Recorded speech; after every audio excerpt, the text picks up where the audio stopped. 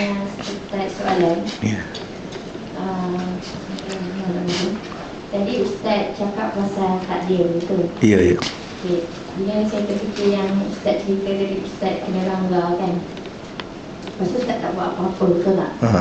So macam contoh, orang yang ditakdirkan untuk takdir dia bukan takdir yang baik, contohnya macam isu perceraian. Ya. Jadi adakah nak jadi seorang hamba yang menerima takdir tu sampai satu tahap kita perlu redha? Contohnya dizalimi. Okey. Memang kita ada mahkamah di akhirat. Ya. Adakah maksud Ustaz kita, kalau kita yakin yang Allah inilah yang mentakdirkan segalanya, tak perlu kita nak menuntut di mahkamah dunia dan tak perlu buat apa-apa, hanya redha dan serah kepada Allah. Adakah itu baru kita sampai makam menjadi seorang hamba kepada Allah? Okey, baik. Terima kasih Ustaz. Baik. Kita faham semua soalan ya. Sebagaimana saya sebut tadi, hidup ni ada syariat.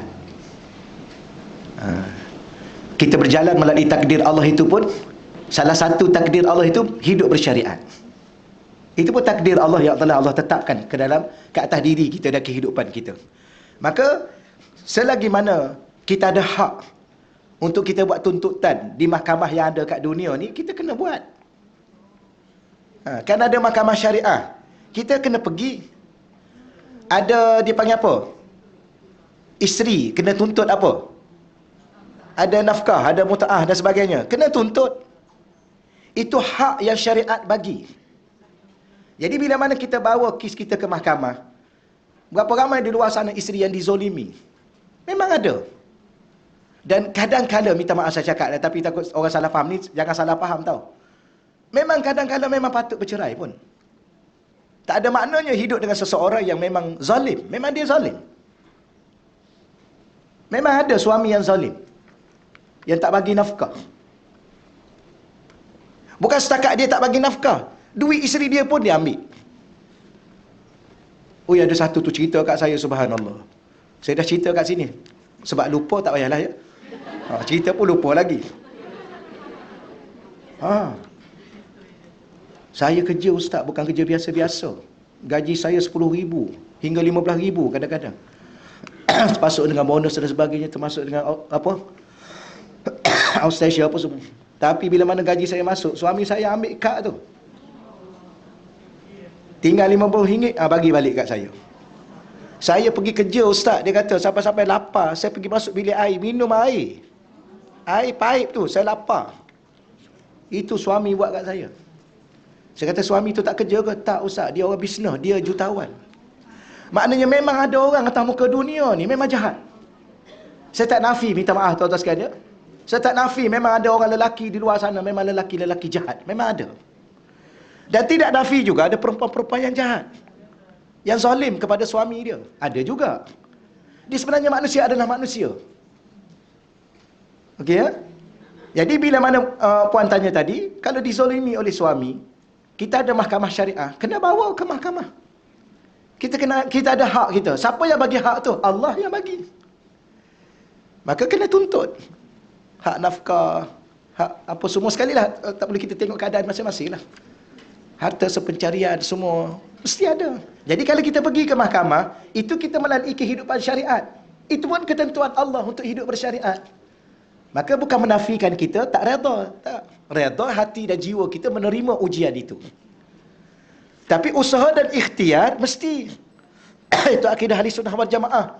Tapi dalam usaha dan ikhtiar itu, sandaran bukan pada diri, sandaran pada Allah. Itulah. Dan kita masih lagi menjadi seorang hamba. Sebab tu kita kata, siapa yang paling redha hidup atas muka dunia? Rasulullah sallallahu alaihi wasallam. Tapi Rasulullah berniaga tak? Berniaga dalam mencari kehidupan. Rasulullah, takkan Rasulullah serah ajalah kat Allah. Dan Rasulullah didatangi oleh malaikat-malaikat yang jaga bukit, jaga rezeki, bagi tawaran. Rasulullah tak ambil. Dan Rasulullah bekerja macam biasa. Sebab anak-anak ahli-ahli keluarga baginda Nabi, sahabat baginda Nabi, itu maqam tinggi, redha, kemuncak redha. Tapi mereka bekerja. Maknanya masih lagi kita dikira hamba Allah kalau kita berusaha di dalam batas-batas yang telah Allah tentukan. Batas apa? Batas syariat. Nak bercakap pun boleh bercakap. Jadi saya kalau saya pergi mengadu pada pihak-pihak ni, jadi saya tak reda. Tak. Ada pihak-pihak yang boleh kita beraduan dan kita boleh cerita. Dan orang yang terlibat tu pula, dia akan membantu kita dengan kadar apa yang diberi autoriti kepada dia. Pihak majlis agama contohnya, pihak kaunseling. Boleh. Nanti saya tak reda. Tak, itu tempat dia. Yang tak reda duk cerita dalam Facebook. Ya. Cerita dalam media massa, buat TikTok, cerita dalam Facebook. Kemudian cakap dalam Facebook I reda. Tipu. Kemudian pula yang bawah tu pula komen macam-macam yang tak kena-mengena dengan dia pun. Seolah-olah dia pula yang tak reda. Apa masalah you ni? Kadang-kadang saya nak tulis komen kat bawah tu. Kadang-kadang lah rasa nak tulis. Akak ni lebih-lebih ni, moga-moga suatu hari nanti suami akak kahwin satu lagi. Dia pula lebih-lebih dengan suami orang. Jangan ya. Tu tajuk apa pula tu? Dah habis. Saja nak suasana, supaya ada suasana. Tapi betul akak ya, betul. Allah, kita pun tahu di luar sana berapa ramai isteri-isteri dizolimi. Wallahu a'lam. Cuma hidup ni pandai-pandailah tuan-tuan sekalian, panggil isteri, panggil suami, kita duduk sama-sama empat mata. Bincanglah yang terbaik dalam kehidupan kita. Yang pastinya kita cakaplah kat pasangan kita yang pastinya apa saja pun. Ya kalau kita silap minta maaf ajalah. Suami silap, berapa banyak suami yang silap. Saya pun berapa banyak kita silap. Minta maaf ajalah.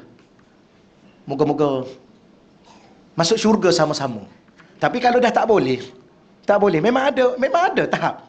Memang dah tak boleh dah. Okeylah. Pisah ajalah. Sebab tak ada hukum talak.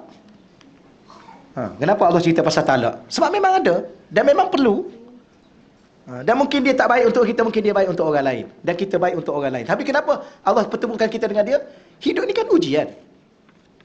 Suami itu ujian, isteri itu ujian.